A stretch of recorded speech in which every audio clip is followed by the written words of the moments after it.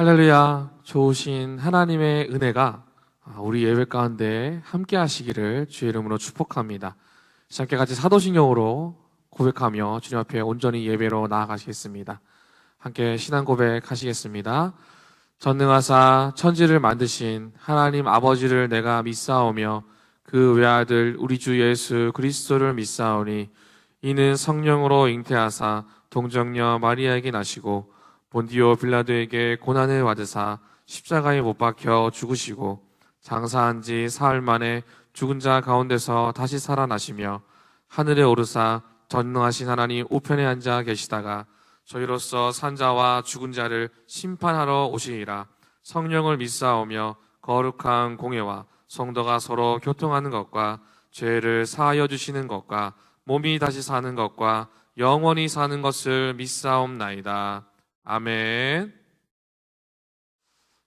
함께 같이 사랑하는 나의 아버지 함께 찬양하며 주님 앞에 온전히 나아가도록 하시겠습니다.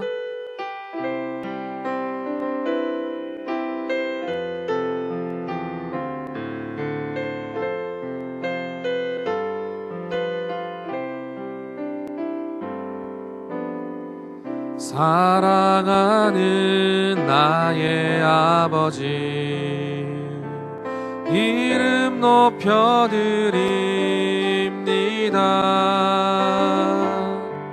주의 나라 찬양 속에 임하시니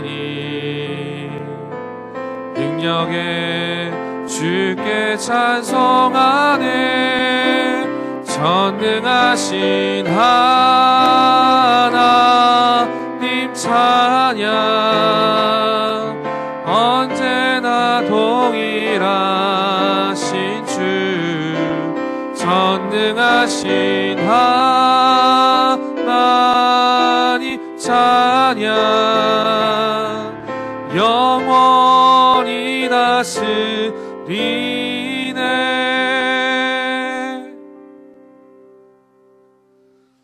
하나님 말씀 우리 함께 같이 보기 원하는데요, 오늘 우리가 읽은 하나님 말씀은 예레미야 35장 14절에서 16절의 말씀입니다. 여러분 성경을 가지고 오셔서 예레미야 35장을 찾으셔서 함께 읽으면 참 좋을 것 같습니다. 예레미야서 35장 14절에서 16절의 말씀 함께 같이 읽도록 하겠습니다. 시작. 레갑의 아들 요나답이 그의 자손에게 포도주를 마시지 말라 한 그 명령은 실행되도다. 그들은 그 선지의 명령을 순종하여 오늘까지 마시지 아니하거늘 내가 너희에게 말하고 끊임없이 말하여도 너희는 내게 순종하지 아니하도다. 내가 내 종 모든 선지자를 너희에게 보내고 끊임없이 보내며 이르기를 너희는 이제 각기 악한 길에서 돌이켜 행위를 고치고 다른 신을 따라 그를 섬기지 말라. 그리하면 너희가 내가 너희와 너희 손조에게 준 이 땅에 살리라 하여도 너희가 귀를 기리지 아니하며 내게 순종하지 아니하였느니라. 레갑의 아들 요나답의 자손은 그의 손조가 그들에게 명령한 그 명령을 지켜 행하나 이 백성은 내게 순종하지 아니하도다. 아멘. 오늘 말씀의 제목은 신앙의 성장은 순종입니다 라는 제목으로 함께 말씀의 은혜를 나누기 원합니다. 여러분 저기 보이는 사진 무엇인지 아시지요? 붓글씨 서예 수업 때 많이 보셨을 거예요. 저거를 체본이라고 합니다. 글자의 본을 보여주는 체본이라고 하는데 선생님께서 체본을 이렇게 보여주셔서 오늘 내가 써야 할 글자의 본을 이렇게 내가 볼 수 있도록 이렇게 선생님께서 만들어 주신 게 체본이라는 거예요. 체본을 써주시면서 무엇을 봐야 하냐면 획의 길이, 간격, 크기 등을 세심하게 알려주시면서 이대로 따라서 쓰기만 하면 된다라는 기준이라고 할 수 있는 것이죠.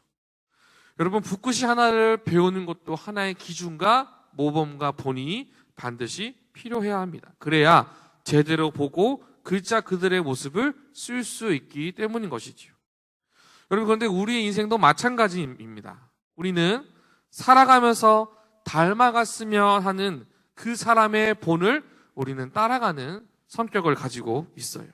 그래서 모범이 중요합니다. 왜냐하면 그 모범이 인생 전체를 바꿀 수 있기 때문인 것이죠.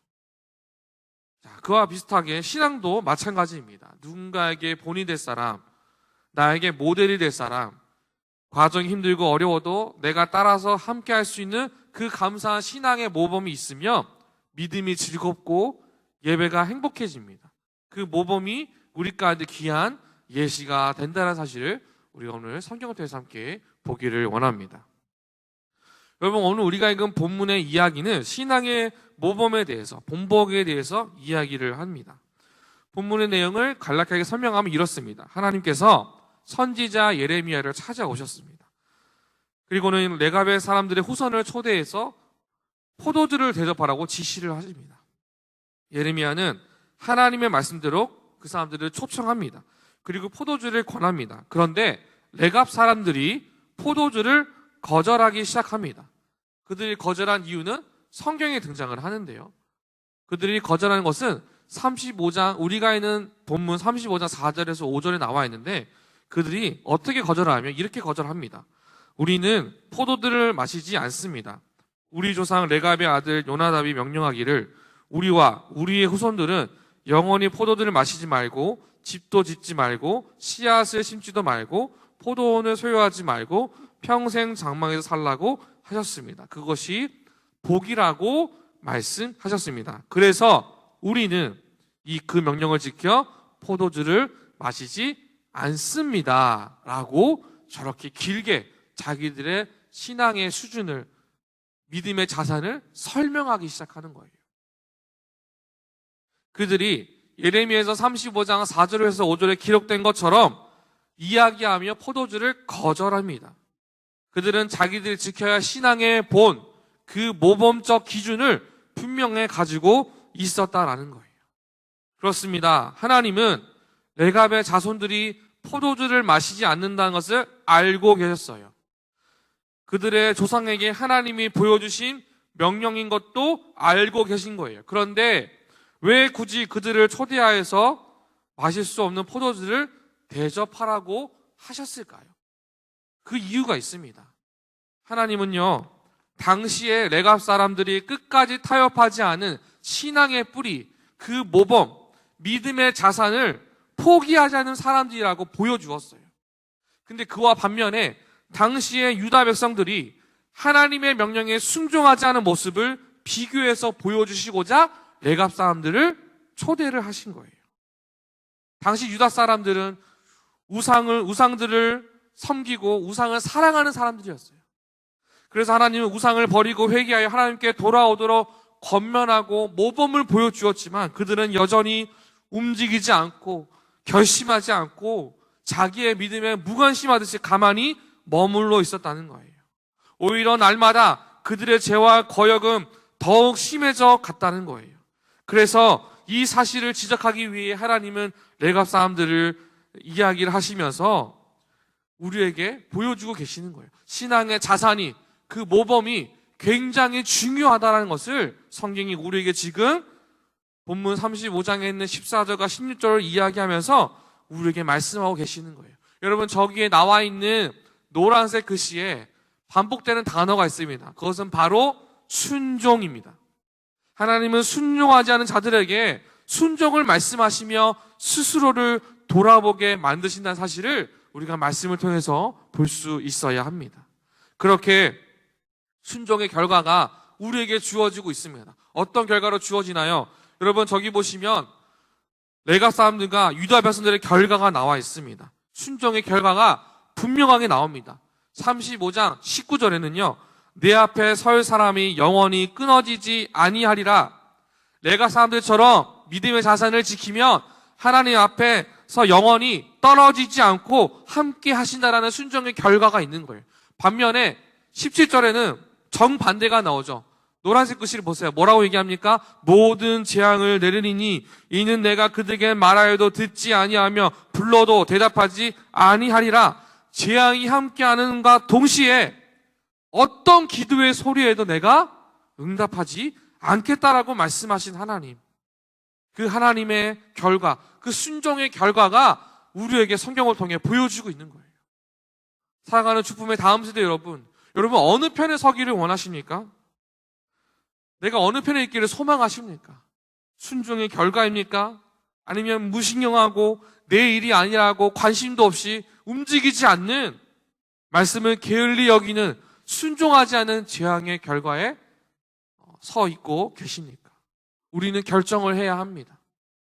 그렇게 결정하며 주께로 걸어가며 나아가는 기쁨의 다음 시대 여러분 모두가 되시기를 주의 이름으로 축복합니다. 그래서 우리는요, 여러분, 이 결과를 기억하며 어떤 말씀에 집중을 해야 하는가? 바로 19절의 말씀에 집중을 해야 합니다. 저기 노란색 글씨에 보면 영원히 끊어지지 아니하는 말씀을 우리가 좀 더 자세히 조명해서 보아야 합니다.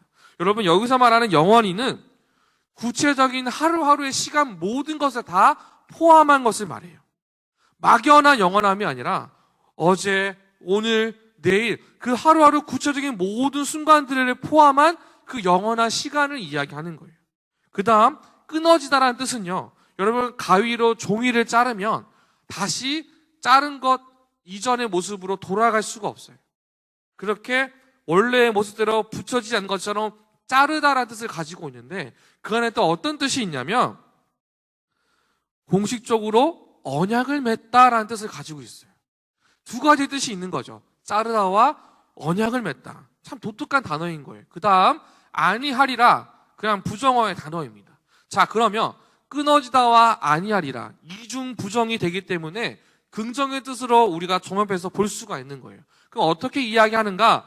이렇게 얘기할 수 있는 거예요. 내 앞에서 순종하는 너와 영원히 언약을 맺을 것이며 그 언약은 끊어지지 아니하리라. 19절의 말씀은요, 하나님과 우리 사이에 주어진 그 순종의 약속이 더 이상 끊어지지 않게 된다.